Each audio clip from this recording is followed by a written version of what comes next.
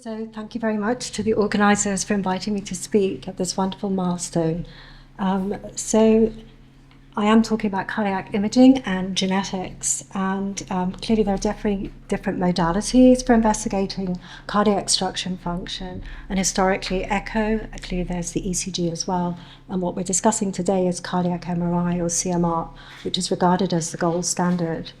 So prior to UK Biobank and this wonderful resource we have, the biggest genetic data set with cardiac MRI data was the US MESA study in about 5,000 individuals. And that, of course, has led to limited genetic findings. However, of course, with UKB, there's now got this rich data set, and of course, the genetic basis of many different features have been explored. So just as some examples and work that us and many people in the room and beyond have studied are those clinical measures, left and right ventricular chamber volumes, masses, ejection fraction, etc. Also, we're able to measure maximum wall thicknesses, which again are risk factors for disease, ventricular trabeculation, myocardial strain, and also clearly more recently, machine learning unsupervised phenotypes. However, many of these features are quite one-dimensional, and clearly a cardiac image gives us more data. So we're interested in cardiac shape. So I'm going to spend a few minutes of just discussing some of our recent work studying cardiac shape genetics. So Atlas was created, end diastolic biventricular atlas, and this was taking very good image data in both the long and short axes. And again, then using deep learning segmentation, they were able then to create a whole series of data points, which are then projected into a 3D space. What was then done, that we fitted heart-shaped models, and these were at diastole. Once this cardiac shape model was created, we then used principal component analysis to identify independent modes of variation, which best explained cardiac shape. So what we're now interested in is studying from those principal components their genetic basis.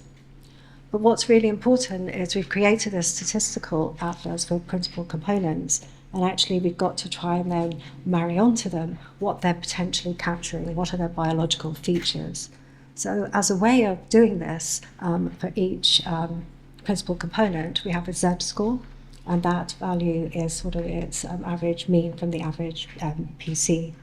So if we plot the principal components plus their plus or minus their two standard deviations from the mean, we can actually create these little images. And thus we're not looking here at beating hearts, but we're actually watching it cycling from -2 standard deviations through the mean plus 2 deviations. So looking in at PC1, this is the principal component which captures the greatest amount of shape variation, and this is our heart size. PC2 will capture a lower amount, and in this instance here, if you look at the image, it's valve orientation and ventricular length. So by creating this atlas, what we found is 11 principal components can actually capture about 83% of the shape variance of the heart. So we then moved to be able to do lots of different experiments, with our hypothesis being, can cardiac shape capture any additional genetic information than what has been found by the traditional measures of the heart. So some key observations from my work, and this was published at the end of last year, is that the principal components which we've generated do actually capture additional information compared to clinical cardiac MRI measures. And this is by taking, clearly in those same individuals, left ventricular mass, etc., and showing that the correlation and the PCs, they're not directly correlated, so there's additional information and value. So we took those PCs forward, and we done genome-wide association studies and found lots of genetic loci. What was interesting of those, there were actually 14 of them which were novel for cardiac traits. We also now have these PCs so we can test their associations with cardiometabolic outcomes in disease, and one of the primary observations were association with rounder and smaller hearts with an increase in adverse events. And also, as having genetics, we can create polygenic scores and go into the wider UK Biobank resource and test for associations and relationships. So as I said, this is work that was published last year. I briefly want to then just comment on our current work, And this is that we've created a dynamic cardiac shape atlas. So we're not now just looking at the cardiac shape at end diastole, but also we're capturing information at end systole as well. So again, if we look at these little animations, we're again looking at for each PC across plus to minus 2 standard deviations. In this atlas, we're now also capturing information when the heart, the systolic contraction. So we're getting a measure for each PC, not only of their shape, but also function. So this atlas we've now created, and as you can imagine, and you do QC, the numbers have decreased a little bit. So our original ED atlas was on about 45,000 individuals. This other atlas we've now created is on about 38,000 individuals.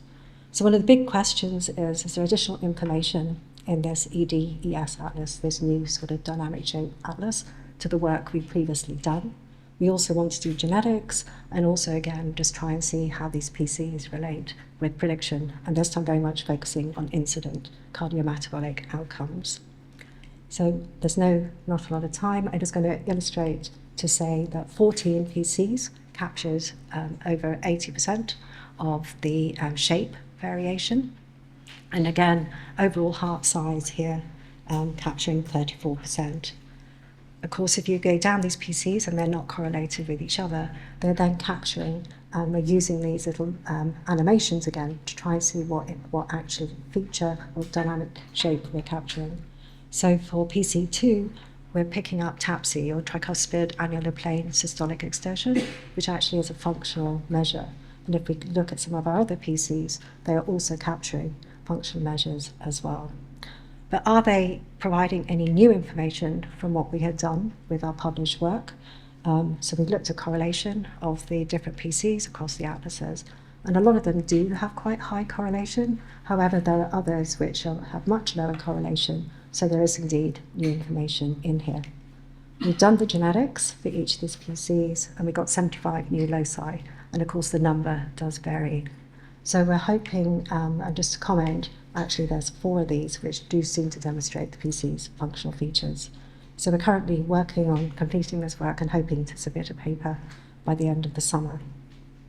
And then I briefly want to just end, I've sort of talked about our work in cardiac shape, but also what's really also important is with cardiac imaging endophenotypes, all the measurements we're making, we're actually getting new insights into monogenic cardiovascular diseases as well. So I'm just going to focus on hypertrophic cardiomyopathy. This audience here probably know a lot. It's historically regarded and is in many patients an autosomal dominant disorder, and clearly individuals at much higher risk of an arrhythmic event and heart failure. It's pretty common for a rare disease. And actually, we do know that disease-causing mutations are in 5 main genes, which are sarcomeric proteins. However, there are still 50% of cases with no genetic diagnosis. So for many years now, groups across the world, clearly at Imperial, also at Oxford, US, etc., have been studying the hypertrophic cardiomyopathy patients and finding there is a polygenic basis. However, more recent work as well is also taken advantage of all those cardiac MRI endophenotypes which have been measured. And actually, any of those which are correlated at a genetic level can be used in a multi-trait GWAS to increase that number of loci associated with the hypertrophic cardiomyopathy. And this has led to new polygenic risk scores, which seem to work quite well.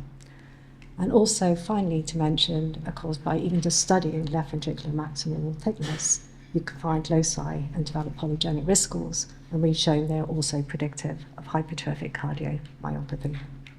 This work was published a couple of years ago. So my take-home messages in the few minutes is clearly that common imaging protocol at huge scale in UKB is absolutely enabling us to find hundreds of loci for imaging features, and of course many, many more opportunities. It was alluded to in the discussion earlier, that co-collection of ECG and the rich data set and also the follow-up data we're going to get is going to permit us to really look at cardiac structure, function, and actually that electrophysiological relationships as well. Impact of the results so far, clearly so much information on new biological processes, therapeutic targets, and also all of these data are contributing to new risk prediction models as well.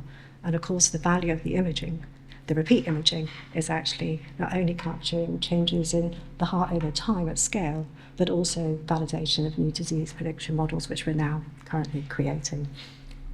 So to finish, I'd like to acknowledge very much my collaborators and funders, highlighting Richard Burns, who's a PhD student who's done a lot of the cardiac atlas work, co-supervised with Dr. Alistair Young, or Professor Alistair Young, who's in the audience, and Julio Ramirez.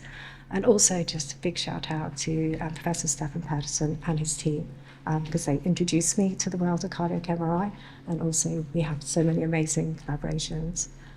Finally, UK Biobank, thank you, and of course, all the volunteers.